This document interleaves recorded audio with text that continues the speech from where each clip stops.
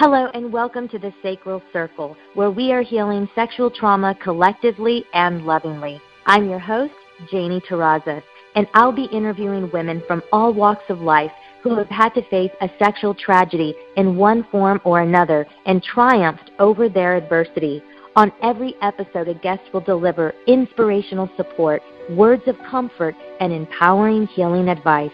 They'll courageously share how their experiences impacted their lives and what led them to face and conquer the blockages that kept them from fully reconnecting to their inner power and divine feminine sacredness. I want to thank our listeners for joining us today on the Sacral Circle, the self-love haven where we leave judgment at the door. And this episode is a little different than maybe the other episodes that I've done.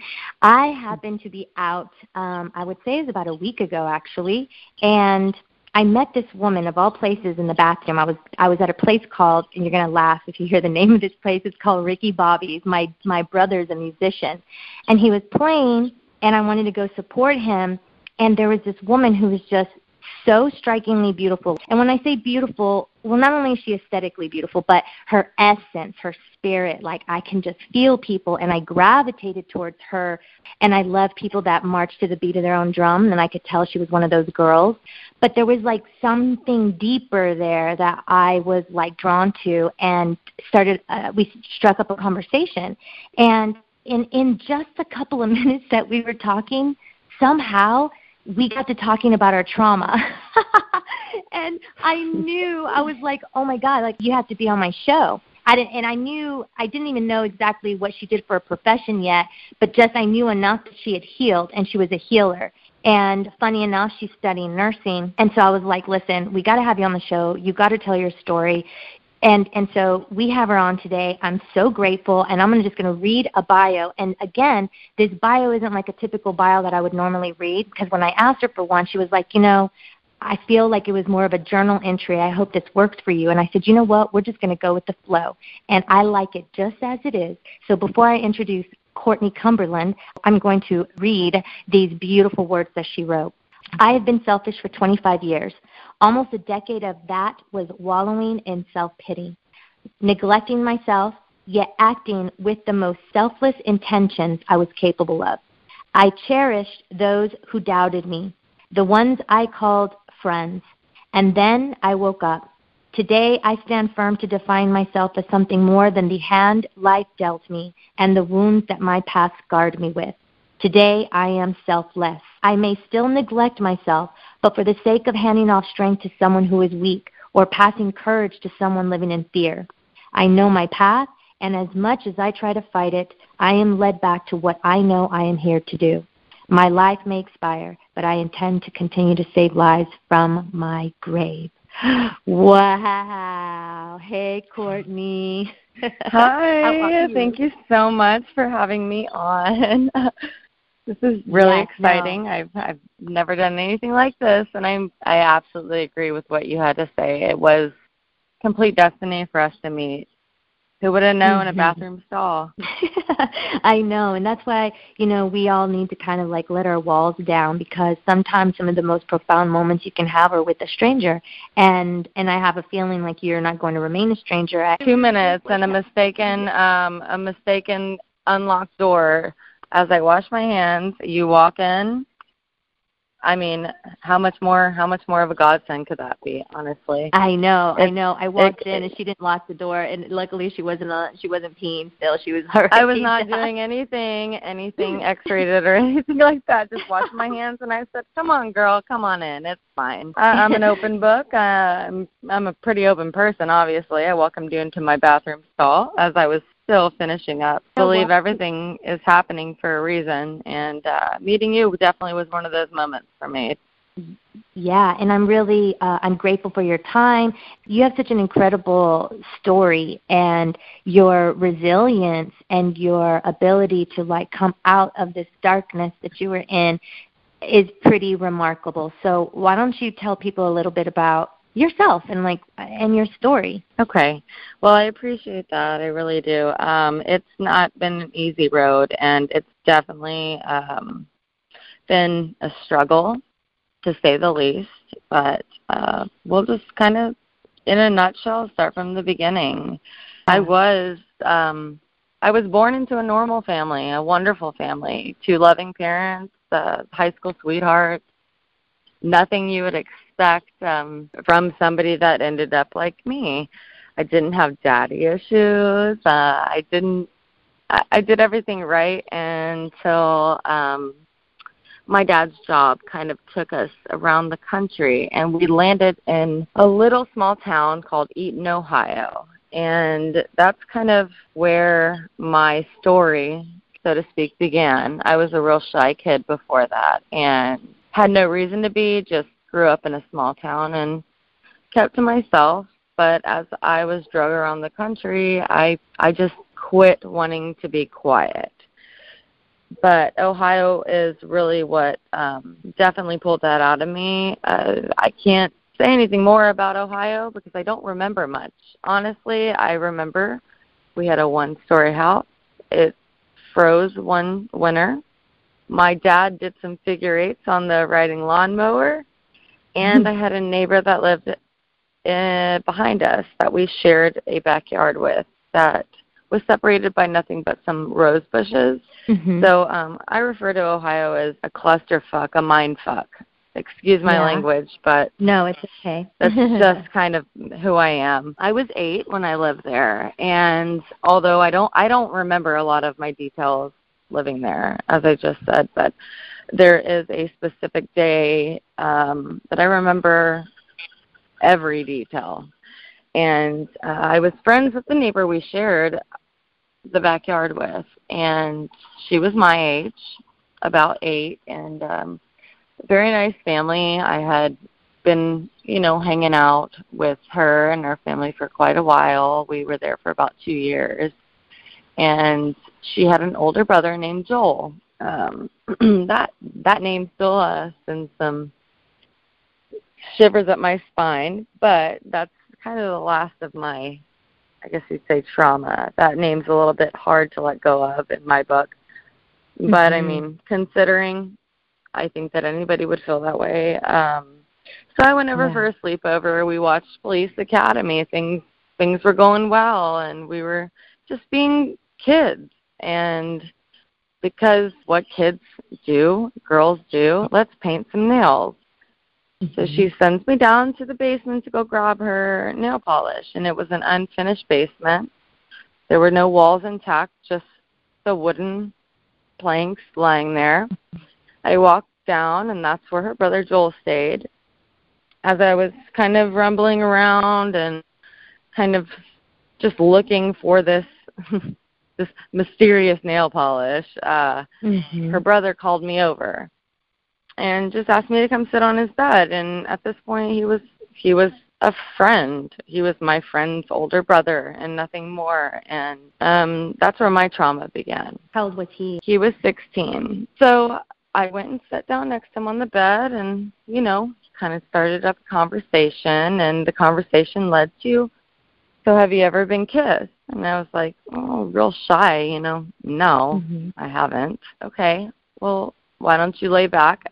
And he laid a hand on my chest and kind of forcefully, but me being 8, kind of gave in to that and laid back, confused, scared to tell this older boy who I thought was cute, how the 8-year-old crushes go. And he proceeded to make me a woman, quote unquote, in his words, to make me grow up. And from that moment on, I just kind of was spinning. I was out for myself after that. Subconsciously, I didn't take discipline because I felt like where my parents should have protected me, they didn't. And that was not anything that was in my conscious mind because my parents were loving and I felt safe with them. I felt secure. They gave me everything that any kid deserved and more. But after that happened, I feel like that's when I decided I was going to be rebellious. I found my place, and no one was going to stop me because I was a woman. Something was taken from me, and I could never get it back. And the idea of sex was no longer an issue. So fast forward, I don't know, I guess about 12, I had moved back to Texas. I had done a little stint in New Jersey again for a couple years. Got into a little bit of mischief there, but nothing totally detrimental, nothing my parents found out about. Just very provocative in my way of communicating with other girls and kind of acting like I knew it all. Sex was something that I felt I was a pro at, not by choice, but a bragging right, so to speak, in some fucked way. I like too how you brought up the subconscious, because we always like to remind our listeners that there are things that impact us in a way that sometimes on a very unconscious, subconscious way is getting played out. And so I like that you made the connection to you being rebellious and being rebellious towards your parents and making that connection there. And then you had mentioned here, you were saying sex really wasn't an issue, and now you're saying you were feeling like pretty much a pro at it. When you say it wasn't an issue, it was more like some people, when something like that happens to them, it impacts them in such a way that they get like shy away from it and they get really prude. And then for some of us, like myself, we go in the opposite direction where we get overly, like not overly comfortable with it, but just it becomes like just very normal. Absolutely. Overly comfortable is almost an understatement because I don't shy away from my past whatsoever. It led me into a very promiscuous trail of events going on into my later teenage years. Well, early teenage years, I guess you would say. But the brain is a fabulous thing. Me being a nursing major, I am completely flabbergasted by what the human body is capable of. And the brain has a wonderful mechanism in the right context to block out trauma, to protect you. And at 8 years old, I did need protecting. I didn't know what sex was. I didn't know what intercourse or foreplay or just the act of penetration was something that was not even brought up. Because, I mean, what parent at 8 years old really thinks that they need to have that talk yet? So it was foreign, the whole thing. Absolutely. Yes, foreign for sure. So my mind did exactly what it needed to do, and it blocked it out. And it wasn't until I was about 17. In fact, it was when I was 17. I had my first flashback. It was in 2006. It was very vague. It was very fast.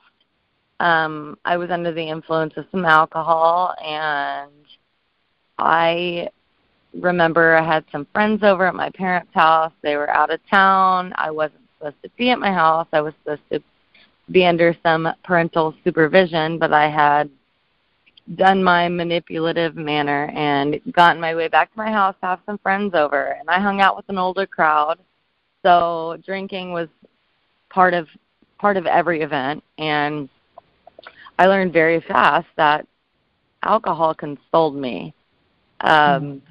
It made me comfortable. It made me feel normal. It made me the life of the party. It made me just absolutely untouchable, invincible. And in 2006, I looked at the mirror in my mom's restroom, and I had this flashback. I don't really know any other way to describe it. They talk about PTSD, but who would have thought 9 years later I would have PTSD flashbacks? I had a very quick, vague, blurry flashback, and I questioned it. I can't even exactly remember what the flashback was about, honestly, because it was that fast. And I just knew it awoken something inside of me that wasn't right. But I questioned it a lot. I thought, oh, you're drinking, this is a dream. You're being a drunk bitch, okay? Wake up. So I didn't have another one for a couple months, and then I did. And then it lasted a couple seconds, enough of me to gather a very vivid image of that unfinished wall, those standing boards that were the creation of what should have been a room, but were missing any kind of privacy, what a wall would offer. The first thing I saw when I stepped down those stairs into the basement where Joel was. And then the flashback was over. So I kind of, blew it off again. It did kind of haunt me. I thought about it when I wasn't drinking. I thought about it, here and there during the days, going to school, high school. And as I would drink more and more, drinking became the weekend thing to do. And since I did hang out with the older crowd, it did kind of boil over into the weekdays. And I had a job at this point. I had an excuse to be out late, and I took full advantage of that. My drinking led into weekdays, and the more I drank, the more vivid these flashbacks came. And as much as I tried to kind of drink to suppress them, it was a son of a bitch. They came right back, even more and more clear. And so I felt like I had this puzzle. It was a puzzle, and I honestly felt like I was going a little bit mad. So by 20, I'd pieced together somewhat of a story, and that's what it was. It was a story. It was nothing more than some nightmare that I had apparently dreamed over and over and over again that just became more and more vivid. You have the dream that you're falling, right? Everybody has had that dream that you're falling, but you always wake up before you hit the ground. Well, imagine hitting the ground and that being your reality, because that's what it felt like. It was a shock to my system. Yes. Go ahead. I mean, it's a great like analogy to use. And you, like you said, the initial flashback started, I think, when you were like 17, and then through between 17 and 20, you started seeing more and more. At what point was it pretty early on that you saw, okay, I was like sexually violated, or did that not come till a little bit later? Like, when did you realize and see like the full-blown extent of what had taken place? No, I was in complete denial. I thought, like, I'm fucked up. What the fuck's wrong with me? Obviously, I've killed off too many brain cells, because by 20 I was using drugs. Cocaine was definitely my drug of choice. I had lots of connections to that world, and I was a college student, not doing well in college, and not really caring much about my academics. But I did everything I could to kind of like push this down, because it wasn't reality to me. It never. I could not think back and recall this situation consciously. So it took me for a ride whenever it would come to me, and it made me feel insane. By the end of my 20th year, I had a complete breakdown. I was suicidal because my thoughts were just overwhelming, and to be in complete denial of your own thoughts, and in denial in the aspect of I don't remember this happening. I can recall living in Ohio to a certain extent. I can recall things about Ohio, but I don't remember that. And the most remarkable thing is the girl that I was friends with, I don't even remember her name to this day. Never did. But I remember Joel's name.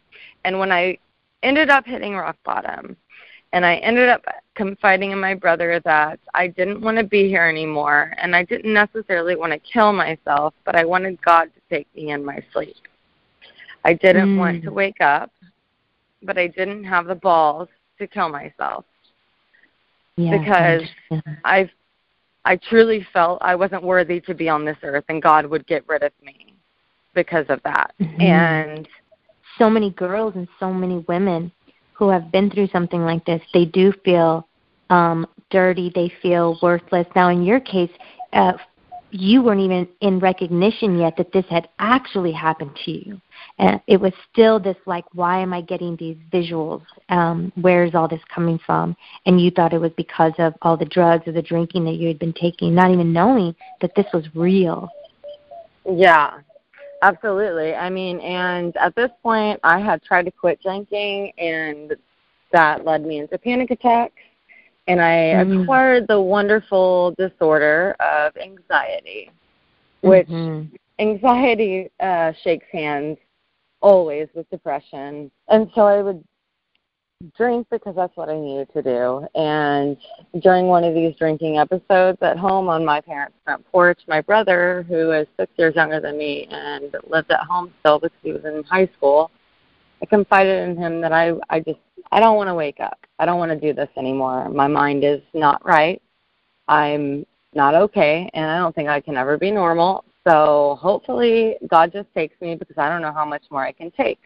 Well, thank God my brother reached out to my mom, and I was pissed off that he did it because my parents set me down like as if I were in an intervention, which, I mean, looking back, that's exactly what it was. It was, Courtney, we're worried about you, and I think we need to seek help. And I was very, very, very resistant. But about a week later, I was very close to killing myself. And I cried to my mom like I did when I was a 3-year-old and bumped my knee. And I curled up on my mom's bosom, and I said, Mom, help me. I don't know what to do, and I don't want to die. I know I'm meant to be here, and I don't want to die because I truly did not want to kill myself. I just knew that was my only escape from my own mind. And I feel like that does relate to a lot of people. And just on a side note, that's why I have compassion for anybody that does commit suicide. It's the ultimate selfless act. I was burdening everybody in my life. I was making bad decisions that were hurting the people around me, and I just needed it to stop. Sorry, I was going to say I can really relate to that feeling of like wanting to exit, to leave, especially if you feel like what you're going through or what's happening is impacting others. And even though this is on a totally another subject, but I just want people to know so that I can be open and vulnerable that I myself was in a bad relationship and felt like the only way I could get away from him and the whole entire thing was to kill myself. And I ended up taking a bunch of pills. And you're right, in that moment you think it's selfless because you're like, I'm going to save my mom and dad from this or that or the other. He's threatening them, he's threatening me, and this is the only way that I can make this go away. And by divine intervention, I fell asleep, but my roommate forgot something, and she came back, and so the rest is sort of history. She found me, and they took me to the hospital, and I knew when I woke up there was like, I am going to be able to help others through this in some way one day. I did not know what I was going to do as a career at the time, but now I can like sit down and really, like you said, have a deep sense of compassion for individuals that feel like it's the only answer, it's the only way out.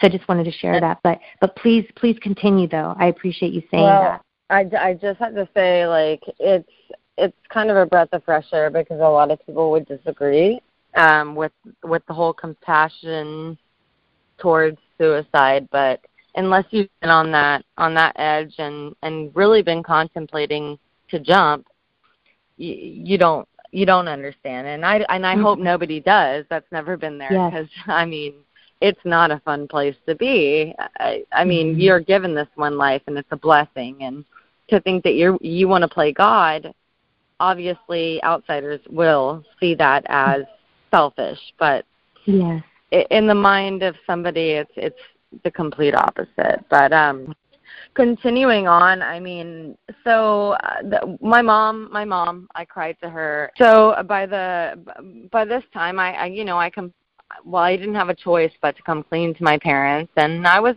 at a break. I was at a mental breakdown at 20 years old. And I had been living the bar scene, so I had been living the life of a well over 21-year-old at this point, and I was done. I didn't want to do it anymore, and I did want to change. I wanted to be saved, and I didn't find that in religion at the time. I actually denounced my God, which ultimately at the time, you know, it's not unheard of. You feel like, why me? Why did you do this to me? Why would you put me through this? But I will circle back to that by the end. So I asked my mom for help. She called a counselor that was right up the road. She knew nothing about them, but I just said, I need to talk to somebody now because I can't promise that I'm in control of myself, and I want to hurt myself. And I don't want to go to the hospital, because I was very aware of what the hospital does. It locks you up, and they say it's for observation, but it's not. They just lock you in a room, make sure you're not going to hurt yourself, and then they send you home in 72 hours. Mm-hmm. And anybody can lie to get out of that situation, and many do. But my mom introduced me to a wonderful godsend of a therapist. Actually, she was the counselor. And she was not the typical, let's lay on the couch and how do you feel about that? Because I was against all that. I don't want to tell some stranger about my problems. I don't know you, and you're not going to understand me. But it doesn't take somebody understanding you to listen. And for me, that is not something that I felt and understood until I was there. And you think, 50 minutes, what am I going to say in all this time? Well, you open your mouth and you kind of got a lot to say because there's been a lot on your mind for who knows how long. And that 15-minute session just, went by in the blink of an eye. And I continued seeing my counselor, and she's wonderful. She is a miracle worker, but she does nothing but provoke you to see what is already there. I like to say I put the dots on the map, and she helps guide them to connect, because that is exactly what she did for me. When I say that I was rebellious at a young age and my subconscious was to be defiant, she is the one that helped me reach that. And that was a huge part of my healing, and that was a huge part of me ultimately understanding myself.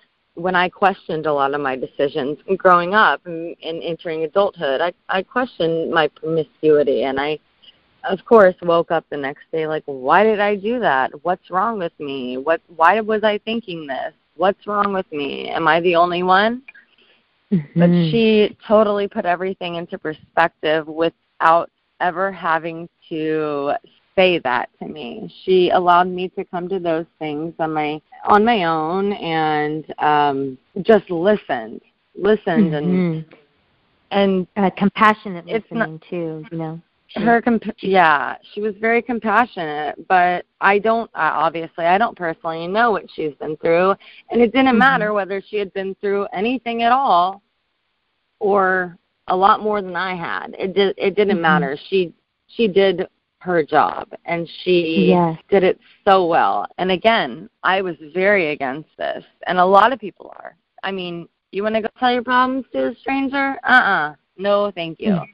But if you can't tell them to a stranger, and you're not telling them to people close to you because you're afraid of judgment, which obviously people close to you, whether they admit it or not, and whether you want to admit it or not, they're going to give you judgment because they know you. And as my bio said, I've had a past, and I had to cut a lot of people out because they could not release that grip of who I was. And it was refreshing to have somebody just listen that didn't know shit about me. And also to believe in you. It's like she created a really safe space for you, and like you said, was a guide. And you said something really beautiful earlier about, the truth is, like, all of the answers lie within us. The answers that we need to help us get out of the darkness, but we do need to first see it for what it is and learn. It's like the awareness, and then getting to a place of acceptance, and then what can you do with it now? It's like you said, earlier you were talking about a story, right? It was a story that started to kind of play out, a nightmare, so to speak, that you had lived, and now you were starting to see it for what it was, and she started giving you the tools that you needed to slowly start to untangle yourself from that pain. To release myself of the guilt I put on myself for no reason at all, because at 8 years old you don't have any guilt. You don't know what it is, and you're vulnerable and you're innocent. And I went through once.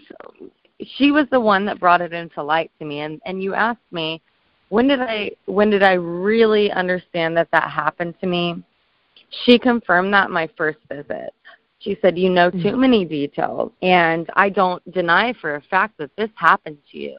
And the sooner you acknowledge that this is something that occurred in your life, the sooner you'll be able to move past it. And it's not about forgetting it. I believe you and I spoke about this. I don't want to forget it. I want to forgive it, but I don't want to forget it because it has made me into who I am. It's made me know that I can conquer anything, and that I didn't end up like, you know, the statistic, the woman with issues.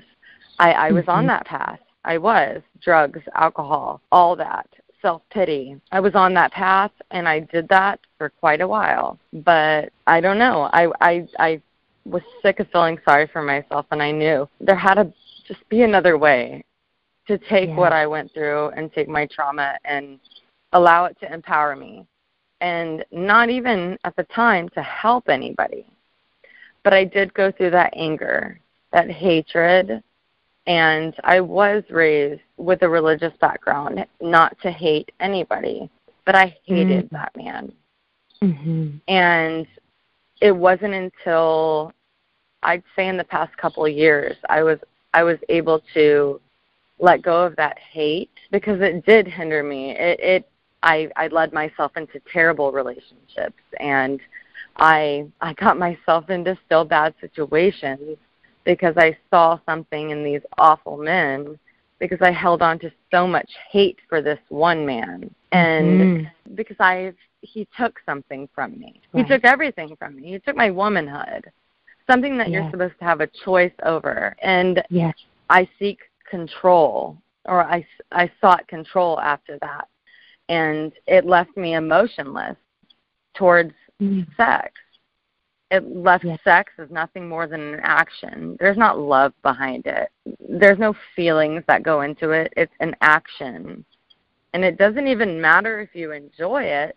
It's what you do. Wow. And that's a huge revelation for yourself to have, like, come to that awareness with all of that. Yes. And again, Angela did put a lot of these things into perspective, but they resonated for a few years. And she gave me the roadmap, so to speak, to heal. And another thing, I am it's very surprising to me, but I am an advocate for medication, because I wanted to heal. I wanted to heal now, and I wanted to heal fast. And there's just no healing fast. You have to walk your way through the fire, step on the coals, burn your feet up, just totally let your guard down to yourself, because it's probably something that going through trauma you've never done. You have to look yourself in the mirror, and you have to allow yourself to hate yourself for a second, because we all do. We all do. And by allowing yourself that, it leads to such a beautiful, beautiful thing. And many would think that's crazy. But Angela... So Angela was the name of your therapist, because we hadn't said her name yet, but I'm guessing that's who you're talking about, is Angela, your therapist? Yes, Angela Gorno. She is just my angel. I believe that she was put in my life for a reason. She was the one available person that day that I could get in and talk to. And I saw her off and on for about 4 years. My first couple months, I saw her about 4 days a week. And again, the timing in my life was I was blessed with being on my parents' insurance, and that was something that was covered. And if it hadn't have been, and I would have been responsible for that on my own, I wouldn't have done it. And who knows where I would be. But she was definitely not one to pressure me into medication. She gave me the option of medication, because she explained it as medication will make the things that you are about to unveil and deal with for the first time ever more bearable. They're not going to make you not hurt, and they're not going to change your outlook on what happens. They're simply going to allow you to continue on with your day-to-day life and continue to survive and not be suicidal in the process of your healing. Wow, yes. And I also like it kind of gave you that option too, you know, it was like, this is kind of your choice. Absolutely. And I am a now a huge advocate for medication because it's temporary, and that's something going into it. I was really against it, and I'm like, I don't want to be doped up, and I don't want to be freaking on pills for the rest of my life, and I don't want medication to have to regulate how I am because that's not me. It's going to change me. Well, it didn't do any of that. It did exactly what she said. It made life bearable. And guess what? There's still hard days. There's still days where you don't want to get out of bed because you're having that self-pity, and that's okay. That's okay. As long as it's not lasting for weeks on end and end, that you just don't want to be. It's like when those waves of emotion hit us, it's trying to be what I call like a soul surfer, where you give yourself the space and the gentleness to feel what you're feeling, whatever that emotion may be, but that you don't allow it to grip you and just take you under and pull you all the way down. It's like going into that rabbit hole. Yes. That's such a good analogy. The undertow doesn't take you down. And, I mean, for me, and for anybody contemplating whether, an antidepressant or a mood stabilizer, depending on where you are with your healing, you have to remember that it is temporary and it's not a magical pill. You don't take it and you're bouncing around and there's not sunshine and rainbows. It doesn't work like that. After about 4 weeks on that medication, I never could see a difference in myself until I was driving down the road. There was a song on the radio, and I was just kind of driving down 1604 to go to my parents. And all of a sudden, I realized I was smiling for no reason. And as corny as it sounds, the sky looked a little bluer. And the clouds were just a little more beautiful that day. And I appreciated the sun that hit my shoulders through my window. And I was just feeling a happiness I hadn't felt in so long. And that's when I knew that medication was the right choice for me.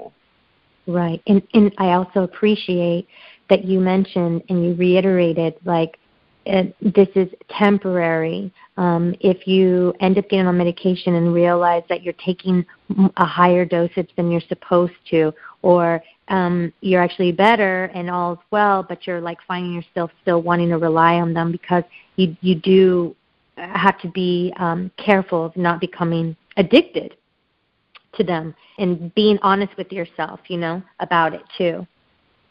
Yes, and me personally, I was put on sertraline, which is the off-brand of Zoloft, and there's no addictive following to that. Now, as far as panic attacks go and things like that, I do have a prescription to something to handle those certain situations that can eventually lead to an addiction. But as the most popular drug known for panic and anxiety, Xanax, that is one that I made sure to tell my primary care doctor that I did not want to be a part of. And she was like, okay. I knew my addiction and I don't know, I hesitate to call it an addiction to alcohol, but a reliance and escape route. And I feel like Xanax is such an immediate zone out that it allows you an escape if you seek it. And I didn't want that. I wanted to deal with my feelings. That was the point. Yes, you wanted to like go there with yourself and not just like zone out and zombie out, which is what Xanax can do to a lot of people. And also too, I think setting the intention, because so much in life and everything really in life is about our intention. And I think there's something really powerful behind going into it, like with your own self, like you already knew. It's almost like you had a conversation with yourself about the medication that you were about to get on, and you researched it and you were smart about it. And that's what people need to do, is they have to discern and decipher for their own self. And it takes that honesty with yourself. You have to again, it's part of the process, and it doesn't happen overnight. And call it what it is. It's my security blanket. I don't take that every day. If I feel like I'm being triggered by something and I'm feeling like I can't catch my breath, I feel like I'm going to have a heart attack, I think I may have a brain aneurysm, you know, that sensation of doom, worst case scenario, in the sober and conscious mind, so outlandish. It's ridiculous to even think about consciously, but in that moment, it is real. And for me, instead of exhausting myself, which I did for a long time on the wrong medication, it's one of those things that, you know what, I'm not gonna try and be that strong, because at that moment in time, I was not that strong, and I was okay to admit that. And it does take a lot of self-awareness. And self-awareness is something that is to be appreciated and for everybody to yearn for along the path of healing, because it opens a door to just a freeing feeling.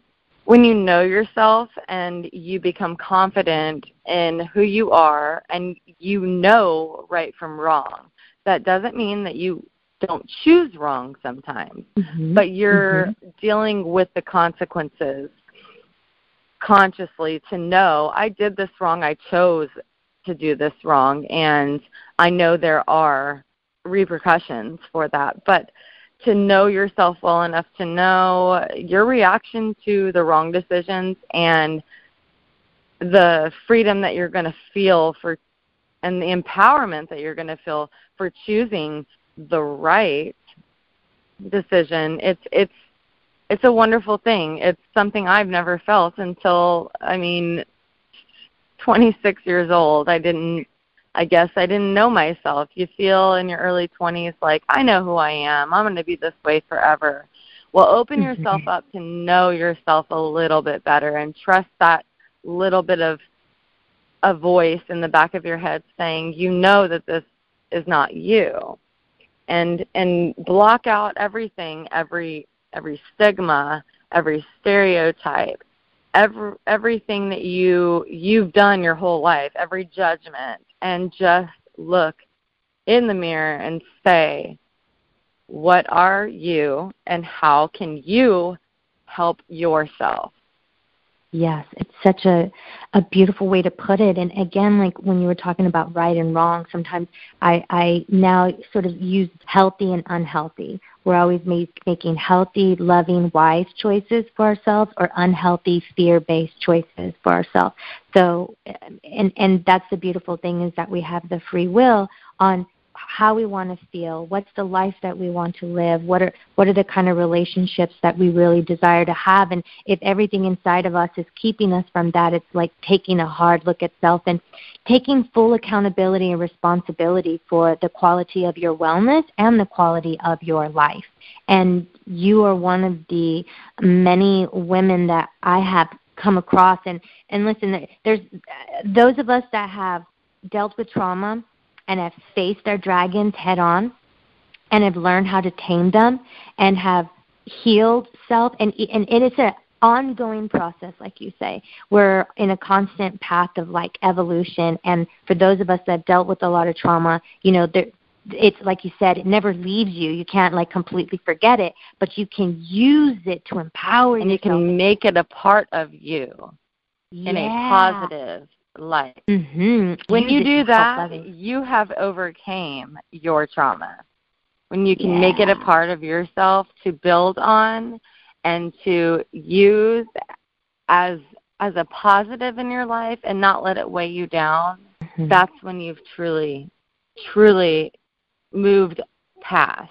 You know, the goal is to just touch one person, and if I can bring somebody out of their darkness, it's a lonely world. But if you look around and just are open to the idea of just saying fuck it and talking. Yes, just talking, and that's what we have to get.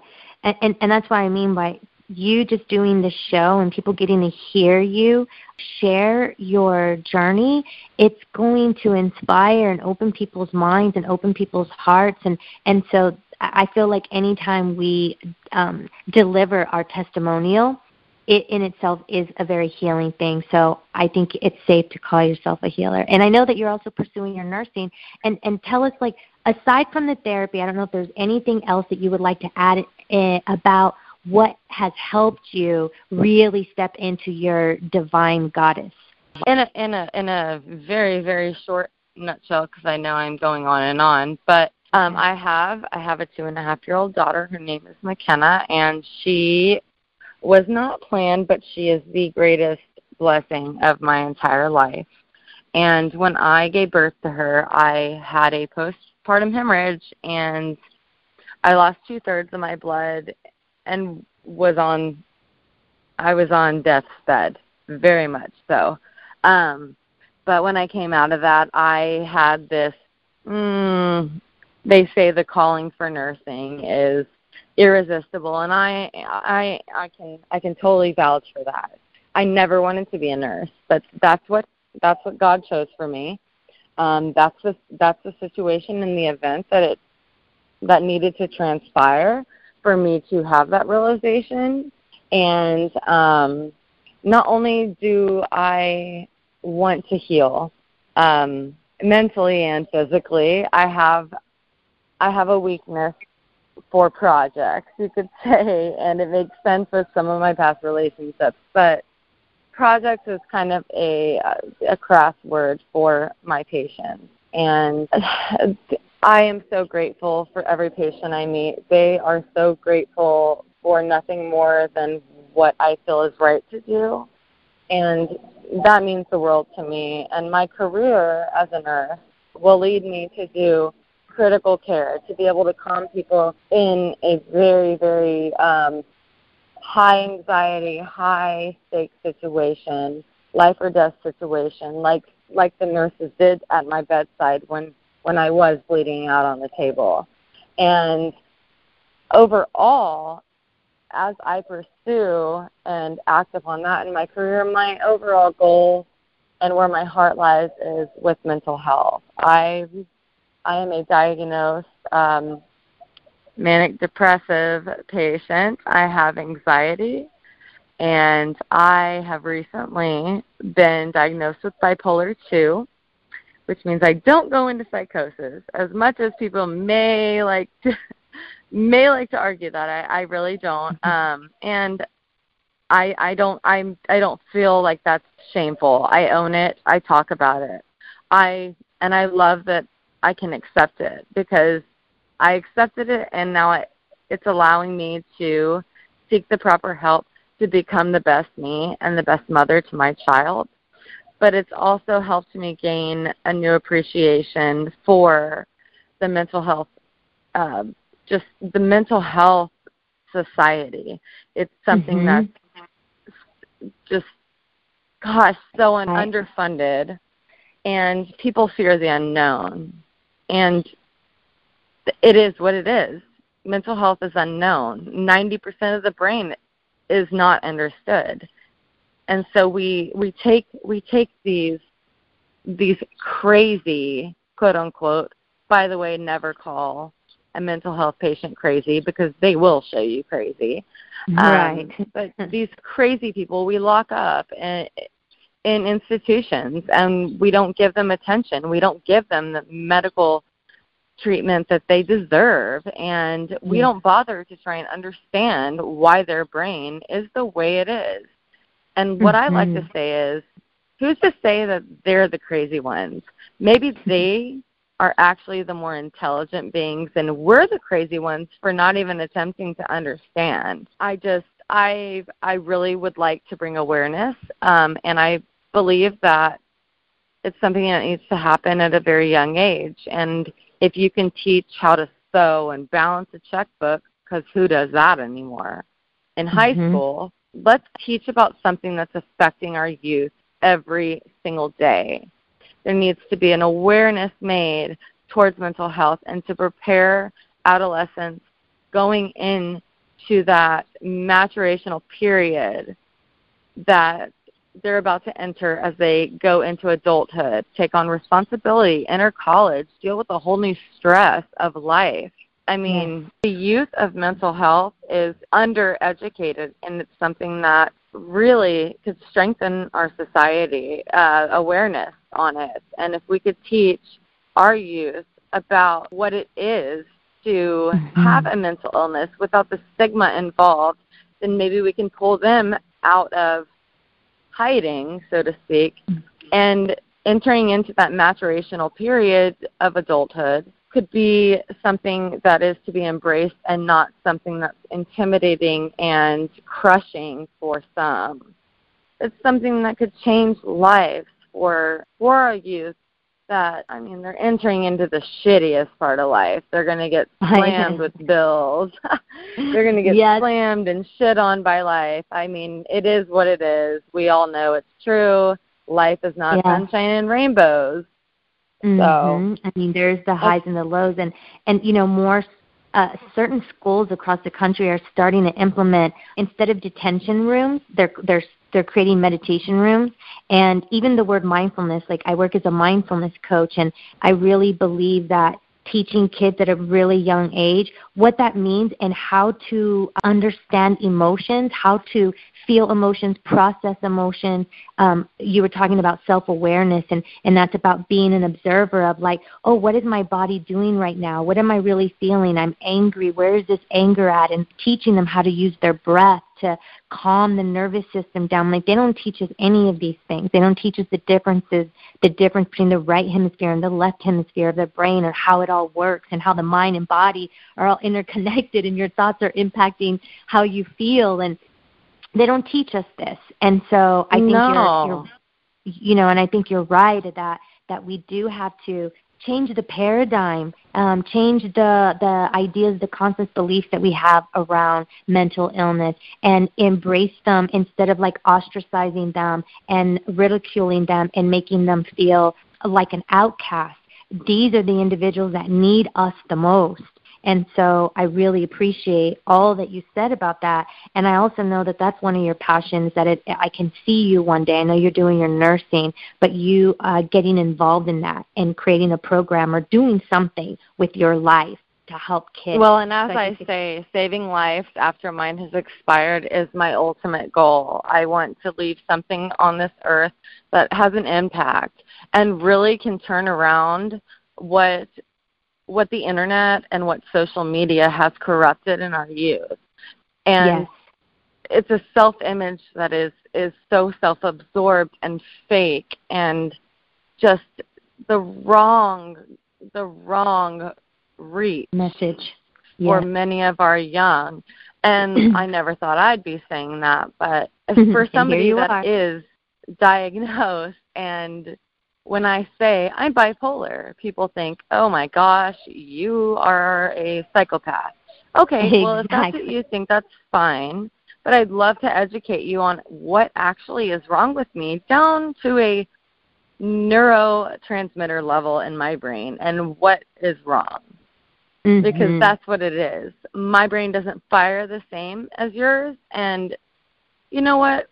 Props to you. You got a good brain. But every single person is one traumatic situation away from mental illness. And if before you ever had that trauma trigger your mental illness and you knew how to cope beforehand, can you imagine how much more impactful and positive the outcome would be? Yes. It's less self-destructive. You're talking about being proactive, and we really should be proactive. And I feel like all of us, some of us have dealt with pretty severe sexual trauma or abuse, but I feel like all of us have dealt with some type of trauma to some degree, and it's just varying levels of it. I think a lot of people are walking around this planet right now with PTSD. They don't even know it, and so to be sadly, able to bring a lot awareness. Of our soldiers are, and that's such a shame, Yes. Anxiety is rampant, And stress is like, depression, anxiety, stress, they all go sort of hand in hand with one another. And it is really the number one cause of most diseases and illnesses. Like 90% of them are self-induced. And this is why it's so important for us to understand how to mentally nurture ourselves, emotionally nurture ourselves, spiritually and physically. And speaking of spiritually, and this is kind of where we'll maybe wrap up, you had mentioned how you had denounced your God and how you were like, where were you? Why did this happen to me? And you really kind of had this like break, and then it came back full circle. And so now as we're wrapping up, you can kind of tell us a little bit about that, how you reestablished your relationship with your spiritual self. It took a long time. It was kind of one of my last steps, so to speak, to bring me full circle. Accepting the fact that God had everything planned for me, even the bad things. Mm-hmm. And I had to come to terms with, they say, God gives his most difficult battles to his strongest soldiers. And honestly, I think that's bullshit. I think that God hands everybody an equal hand. Choices along the way guide us, and we all at some point in our lives are going to be dealt with our own personal devastating trauma. And God gives us the keys and the motivation and the backbone and the strength and his wisdom to allow us to overcome it if we seek him. And eventually I did seek him, and it was in Galveston with an outreach church, and it was nothing crazy, but my soul was shaken by this pastor.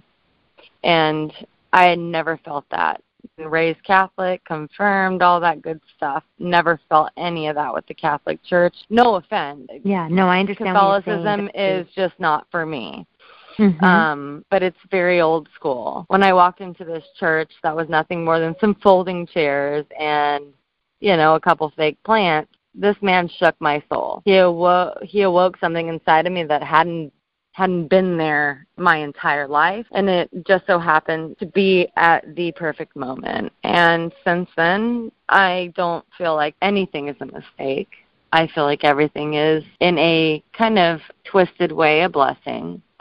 And you should embrace everything that goes on in your life, because even with trauma, God has a plan, and he wants you to overcome it, if only for one reason, being to share with one person on this earth. You never know the impact you'll make. And I believe that. Yeah. I have to say I'm honored to be on your show, to have the confidence, and honestly, this is God for me. He's giving me the courage to speak publicly for the first time. But it's taken a long road for me to get here. And if I just am heard by one person, and if that one person is you, that's fine with me. I've done my job. The whole goal that God says is to pass along the message, and the message is that never think that God's against you. He's working in every aspect of your life, whether you feel it's negative. There will always be a positive outcome as long as you seek it. Yes, what you seek, you shall find. I say that often, and I believe pain is not in vain, especially when you use it to help others. I'm so proud of you. You did a phenomenal job. I feel blessed to have had this opportunity to hear your story and to have, met you randomly. Well, not randomly, divine. It was divine. And sadly, that was like in a nutshell of it, man. I know. We could probably talk like for a whole nother hour, I swear. No, I'm tired of hearing myself talk. I'm sure all your listeners will be sick of me by the end of this.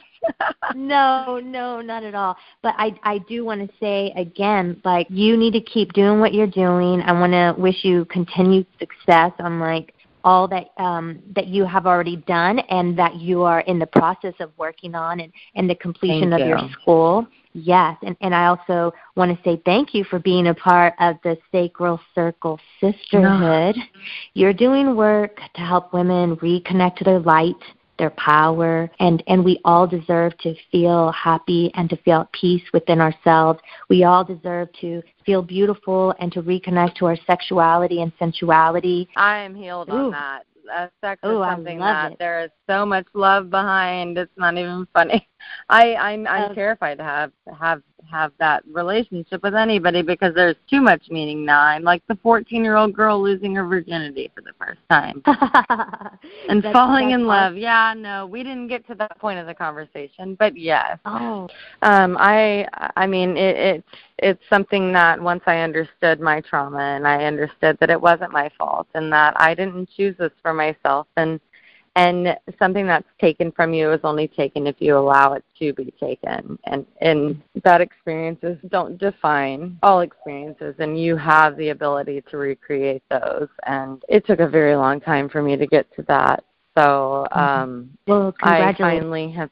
Thank you so much. Finally came to a point where I can definitely connect emotion to the act of sex, and it's very special. Yes, it is. And we should all recognize that our bodies are sacred, that it is a temple. Our vaginas are amazing, and we shouldn't just let anybody, into that sacred space, that we should love ourselves, value ourselves, and only those that are worthy of such a beautiful part of us should be allowed, to experience that with us.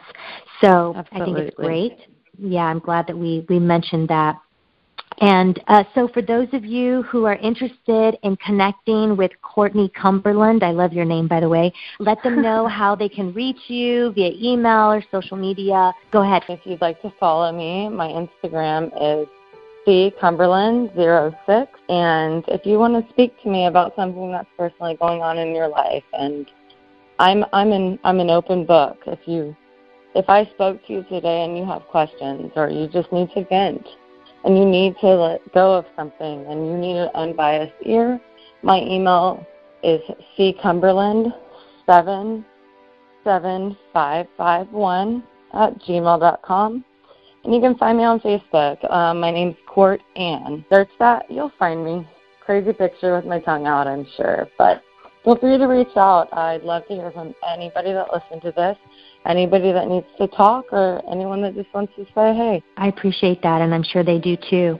And don't forget to subscribe to the Sacral Circle. Just visit Sacred Stories on iTunes, and all the shares, we really appreciate it because you guys help spread the love. And don't forget to connect with me via Facebook and Twitter. Just search The Sacral Circle. For those of you that have any questions about my coaching and healing services, visit JanieTerrazas.com. And as we say goodbye, always remember, know your worth and continue to love and value yourself wholeheartedly. Peace be with you.